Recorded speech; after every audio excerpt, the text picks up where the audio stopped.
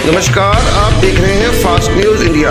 हमारे साथ जुड़े रहने के लिए हमारे यूट्यूब चैनल को सब्सक्राइब करें और फेसबुक पेज को फॉलो करें। तो हम पूरे हलके में घूमे हैं। कल बटाला गए थे, वहाँ जो क्रॉसिंग का मुद्दा है वहाँ हम गए थे। फिर उसके बाद अब यहाँ गुरदासपुर आए हैं हम, डी एडिक्शन सेंटर, वहाँ जो स्लम की स्कूल है।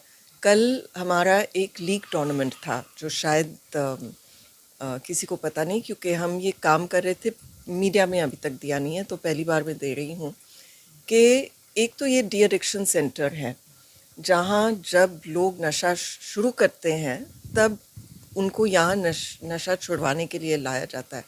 लेकिन पंजाब में जो हुआ है, जो हालत है, वो बहुत ही ख़राब है और नशा बहुत ज़्यादा बढ़ गया है। गवर्नमेंट के जो रिपोर्ट्स हैं वो दिखाते हैं कि जो स्कूल के बच्चे हैं, और ये गवर्नमेंट का रिपोर्ट है, ये कोई हमारा है नहीं, ऑफिशियली वो कहते हैं कि 60% बच्चे तंबाकू ले रहे हैं, एडिक्टेड है तंबाकू, और ये गेटवे ड्रग बनता है, फिर ड्रग्स करते हैं। तो कविता और विनोद खन्ना फाउंडेशन, हमने राउंड ग्लास फाउंडेशन के साथ, उनकी एक इंडियन फुटबॉल लीग में एक टीम है राउंड ग्लास की, और आर्ट ऑफ लिविंग, हम गांव-गांव में जाकर स्पोर्ट्स प्रोग्राम शुरू कर रहे हैं। तो कैसे करते हैं, हम गांव में से किसी एक बंदे को लेते हैं जिसको स्पोर्ट्स का अनुभव हो, और पंजाब में तो इतने बढ़िया स्पोर्ट्समैन रहे हैं। हमारा ये जो बेल्ट मैनेज कर रहे हैं यहाँ कुछ 45 गांव हैं। विक्रम जो 13 साल प्रोफेशनल फ़ुटबॉल प्लेयर थे, वो उन्होंने इंडिया को भी रिप्रेजेंट किया है, तो वो हमारे साथ जुड़े हुए हैं।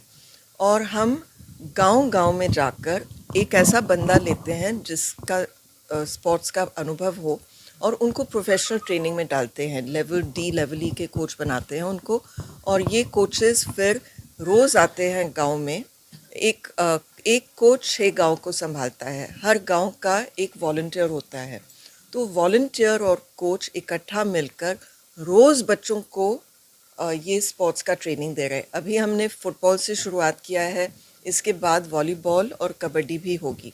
तो मेरा ये विज़न है कि हर गांव में रोज़ हमारे बच्चे खेल कूद में लग जाए, उनका प्रॉपर ट्रेनिंग हो, इससे उनका फ्यूचर भी बन सकता है। और अगर वो स्पोर्ट्स का प्रोफेशन ना ले तो फिर भी स्पोर्ट्स में तो इतना ज़्यादा बेनिफिट्स है, जैसे कि एक तो आपकी बॉडी फिट होती है।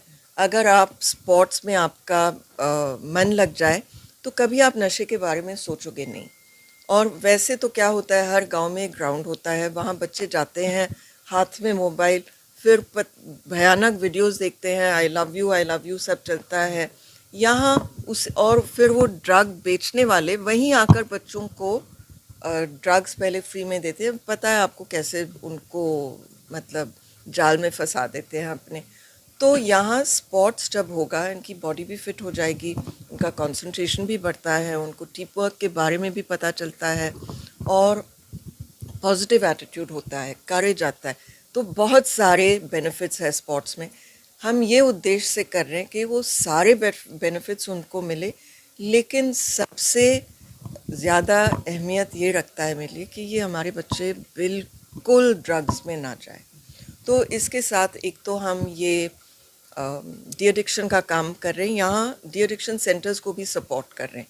तो कविता और विनोद खन्ना फाउंडेशन, हमारा आर्ट ऑफ लिविंग के साथ हम यहाँ प्रोग्राम्स चला रहे हैं। और ये प्रोग्राम की खासियत ये है कि और प्रोग्राम्स जो है, WHO के स्टेटिस्टिक्स बताते हैं कि कंप्लीट रिमिशन लगभग 5% होता है। मतलब आपने डी एडिक्शन का कोर्स किया है और उसके बाद दोबारा आप रिलैप्स होते हो और दोबारा ड्रग्स लेने लगते हो।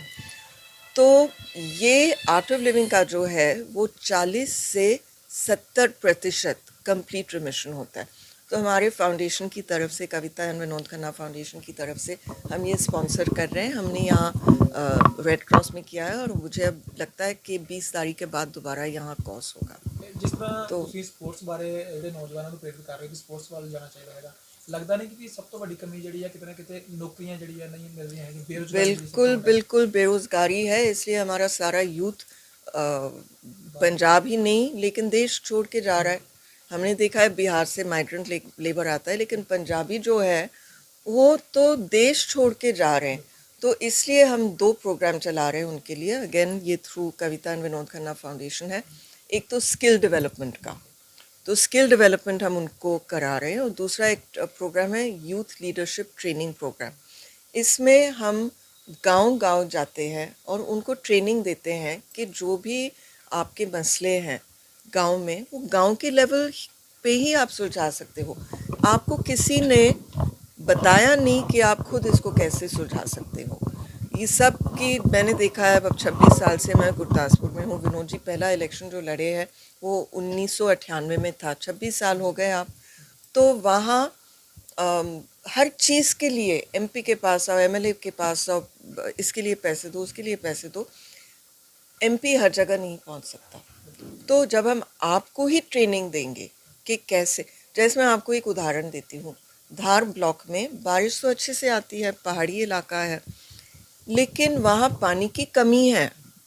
तो वो कहते हैं कि कुछ करो, पाइप चढ़ाओ, ये करो, वो करो, वाटर सप्लाई का सिस्टम बनाओ। लेकिन हम वायर टीपी का यूथ लीडरशिप ट्रेनिंग प्रोग्राम जब वहाँ करेंगे, तो वहाँ के बच्चों को ही, जो यूथ है, उनको सिखाएंगे कि देखो ये जब बारिश आती है, आप अगर चेक डैम ऐसे बना दो, बड़ा आसान है।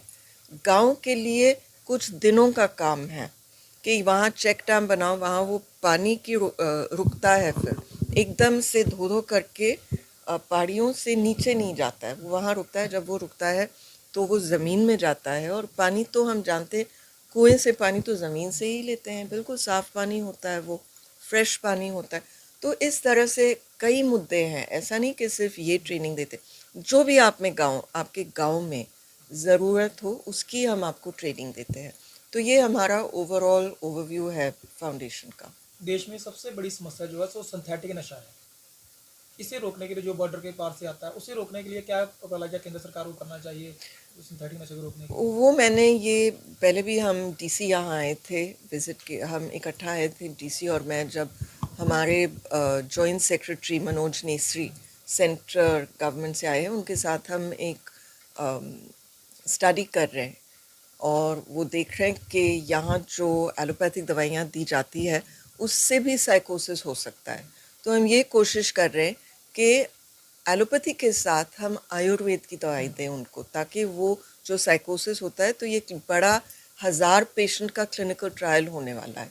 तो मैं भी उसमें इन्वॉल्व हूँ, उसका प्रोटोकॉल और सब तैयार करने में मैंने भी अपने इनपुट्स दिए हैं। और मैंने क्लिनिकल ट्रायल का काम कई साल के लिए किया है कॉर्पोरेट सेक्टर में। तो ये उस समय हमने जो प्रेस कॉन्फ्रेंस किया था, तो उस समय डीसी ने भी बोला था कि वो उन्होंने कैसे, ये अगर कोई डीलिंग करता हो तो एक हेल्पलाइन बनाई है कि आप उनको फ़ोन करो और बताओ कि यहाँ यहाँ ऐसे ऐसे वो बेच रहे हैं।